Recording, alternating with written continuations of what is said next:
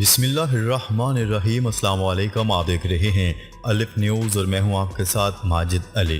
شامل کرتے ہیں آج کی ہیڈ لائنز۔ امریکہ کے ساتھ ممکنہ تصادم پر جوہری ہتھیار استعمال کرنے کے لیے تیار ہیں، شمالی کوریا کی امریکہ کو دھمکی۔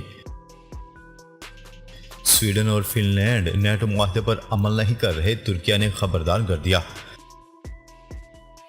مصر اور بھارت کا $8 ارب کے گرین ہائیڈروجن پلانٹ کے قیام کا معاہدہ۔ ایران نیوکلیر ڈیل کی بحالی کے لیے نیا مسودہ تیار، یورپی یونین عہدیدار کا بیان۔ بنگلہ دیش نے IMF سے $4.5 ارب قرض مانگ لیا۔ لبنان میں غذائی اشیاء کی قلت، مظاہرین نے بیکریوں پر دھاوا بول دیا۔ چین نے ملکی ساختہ درمیانے درجے کے ہیلی کاپٹر ماڈل کی توثیق کر دی۔ انٹر بینک میں پہلی بار $240 پر جا پہنچا۔ پاکستان اور دنیا بھر کی خبروں سے باخبر رہنے کے لیے الف نیوز کو سبسکرائب کر لیں اور بیل آئیکن کو کلک کرنا نہ بھولیے گا۔ ناظرین، اپنی آراء کا اظہار کمنٹ سیکشن میں لازمی کیجیے گا۔ ہیڈ لائنز آپ نے جانی، اب بڑھتے ہیں خبروں کی تفصیلات کی طرف۔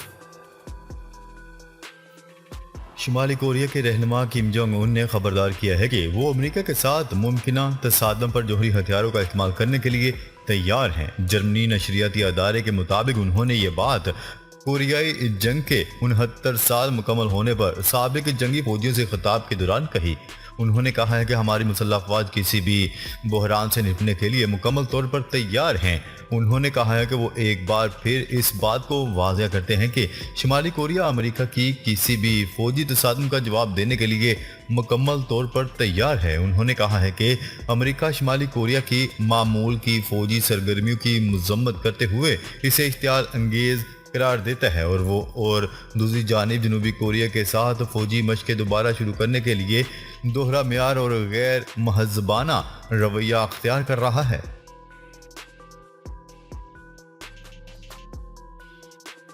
خبر کے اگلے حصے میں بات کرتے ہیں۔ جمہوریہ ترکی نے کہا ہے کہ سویڈن اور فن لینڈ نیٹو معاہدے پر عمل نہیں کر رہے۔ ترک وزیر خارجہ نے کہا ہے کہ سویڈن نے دہشت گردی کے الزامات میں مطلوب مشتبہ افراد کو بھی ابھی تک ترکی کے حوالے نہیں کیا۔ انہوں نے کہا ہے کہ انہیں اپنی تمام ذمہ داریاں پوری کرنی چاہیے، ورنہ ہم نیٹو میں شمولیت کی ان کی کوششوں کو روک دیں گے۔ انہوں نے مزید کہا ہے کہ سویڈن اور فن لینڈ میں دہشت گردی سے متعلق پروپیگنڈا اب بھی جاری ہے۔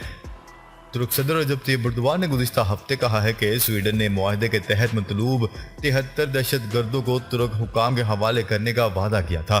اگر دونوں ممالک اس معاہدے سے پیچھے ہٹ جاتے ہیں تو ترکی کی پارلیمنٹ اس صورت میں بھی معاہدے کی توثیق نہ کرنے کی پوزیشن میں ہوگی۔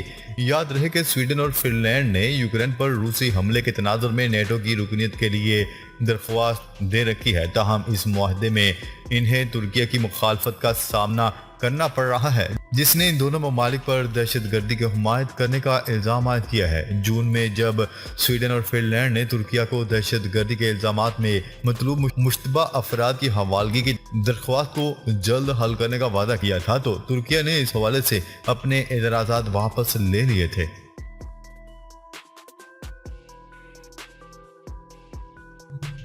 خبر کے اگلے حصے میں بات کرتے ہیں مصر اور بھارت کا $8 ارب کے گرین ہائیڈروجن پلانٹ کے قیام کا معاہدہ۔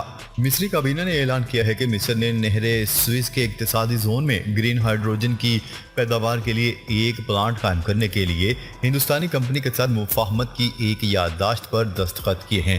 میڈیا رپورٹس کے مطابق کابینہ نے ایک بیان میں کہا ہے کہ ہندوستانی کمپنی رینیو پاور پرائیویٹ لمیٹڈ $8 ارب کی سرمایہ کاری کے ساتھ 20,000 ٹن کی صلاحیت کے ساتھ ایک گرین ہائیڈروجن پروڈکشن پلانٹ بنائے گی۔ بیان میں کہا گیا ہے کہ متعدد سرکاری ادارے اس منصوبے میں حصہ لے رہے ہیں۔ ان میں نئی قابل تجدید توانائی کی ترقی اور استعمال، general authority for the economic zone of the Swiss, مصری بجلی کی ترسیل کمپنی اور مصری خود مختار فنڈ شامل ہیں۔ انہوں نے وضاحت کی ہے کہ سوئس کینال اکنامک زون میں ایک جگہ پر قابل تجدید توانائی کے ذرائع پر انحصار کرتے ہوئے متوقع پیداواری حجم کو 2,20,000 ٹن سالانہ تک بڑھایا جا سکتا ہے۔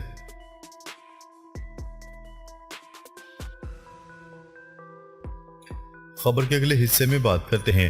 یورپی یونین کی خارجہ پالیسی کے سربراہ جوزف بوریل نے کہا ہے کہ انہوں نے 2015 کی ایرانی نیوکلیر ڈیل کو بحال کرنے کے لیے نیا مسودہ تیار کر لیا۔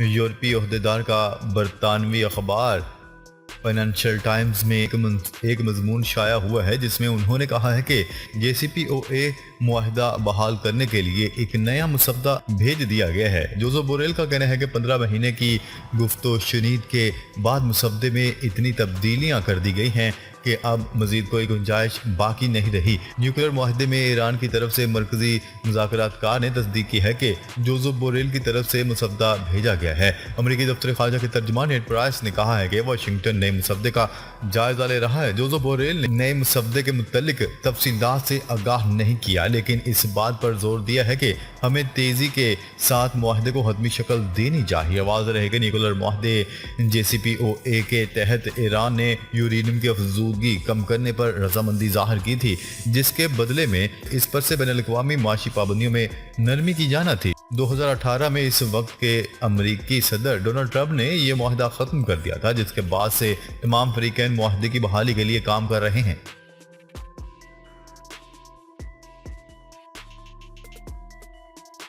خبر کے اگلے حصے میں بات کرتے ہیں۔ بنگلہ دیش نے ملک میں غیر ملکی ذخائر کم ہونے اور پیٹرولیم مصنوعات کی قیمتوں میں اضافے پر آئی ایم ایف کو $4.5 ارب قرض کی درخواست دے دی ہے۔ عالمی خبرساں ادارے کی رپورٹ کے مطابق بنگلہ دیش کو یوکرین پر روس کے حملے کے بعد پیٹرولیم مصنوعات کی قیمتوں میں اضافے کے باعث ملک کے غیر ملکی ذخائر بالخصوص ڈالرز کی کمی کا سامنا ہے، جس کو پورا کرنے کے لیے اب آئی ایم ایف سے $4.5 ارب قرض فراہم کرنے کی درخواست کی ہے۔ بنگلہ دیشی حکام کا کہنا ہے کہ قیمتوں میں اضافے کے باعث ملک میں پیٹرولیم، ڈیزل اور گیس کی طلب کو پورا کرنا مشکل ہوتا جا رہا ہے اور بعض اوقات دن میں 13 گھنٹے تک لوڈ شیڈنگ ہو رہی ہے، جس پر مساجد سے ایئر کنڈیشنرز کا استعمال کم سے کم کرنے کی گزارش کی گئی ہے۔ جبکہ وزیر خزانہ مصطفیٰ کمال نے بتایا ہے کہ اب تک ہم نے آئی ایم ایف کو یہ نہیں بتایا کہ کتنا قرضہ چاہیے۔ ہماری $416 ارب کی معیشت مستحکم ہے اور تیزی سے نمو پذیر ہے، لیکن روس یوکرین جنگ کے باعث پیٹرولیم مصنوعات کی قیمتوں میں اضافے کے باعث ادائیگیوں میں کچھ مسئلہ ہے۔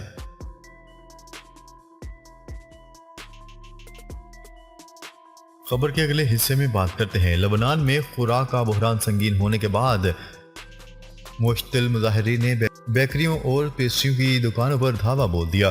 عرب نیوز کی رپورٹ کے مطابق لبنان میں معاشی بحران سنگین ہو گیا ہے۔ مقامی کرنسی کے مقابلے میں ڈالر کی قیمت میں غیر معمولی اضافے، پیٹرول کی قیمتیں بڑھنے اور آٹے سمیت غذائی اشیاء کی قلت کے خلاف ہزاروں افراد سڑکوں پر نکل آئے ہیں اور حکومت کے خلاف احتجاج کیا گیا۔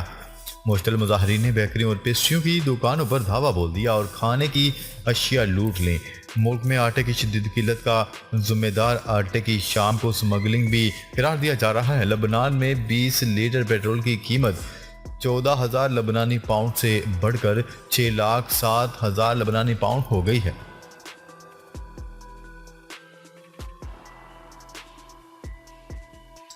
خبر کے اگلے حصے میں بات کرتے ہیں۔ چین نے ملکی ساختہ درمیانے درجے کے ہیلی کاپٹر ماڈل کی توسیع کر دی۔ نیوز رپورٹ کے مطابق چین کے سول ایویشن ایڈمنسٹریشن نے شہری استعمال کے لیے پہلے ملکی ساختہ درمیانے درجے کے ہیلی کاپٹرز Z-15 ہیلی کاپٹر کو ماڈل سرٹیفکیشن دے دیا۔ Civil administration corporation of China کے مطابق اس تازہ ترین منصوبے کے تحت Z-15 ہیلی کاپٹر کی تیاری کا کام کامیابی سے مکمل کیا گیا ہے، جس سے ہیلی کاپٹر کو مارکیٹ میں پیش کرنے کی راہ ہموار کر دی گئی ہے۔ یہ ہیلی کاپٹر 7.5 ٹن زیادہ سے زیادہ ٹیک آف وزن اور 850 کلومیٹر کی زیادہ سے زیادہ رینج کے ساتھ 16 مسافروں کو لے جا سکتا ہے۔ یہ چین کا پہلا سول ہیلی کاپٹر ہے جس کا ٹرانسپورٹ کیٹیگری روٹر کرافٹ کے نئے ترمیم شدہ فضائی ضابطے کی شرائط کے تحت تیار، تجربہ اور تصدیق کی گئی ہے۔ ہیلی کاپٹر میں WZ-16 انجن نصب کیا گیا ہے، جسے arrow engine corporation of China اور سفران ہیلی کاپٹرز انجینئرز نے مشترکہ طور پر تیار کیا ہے۔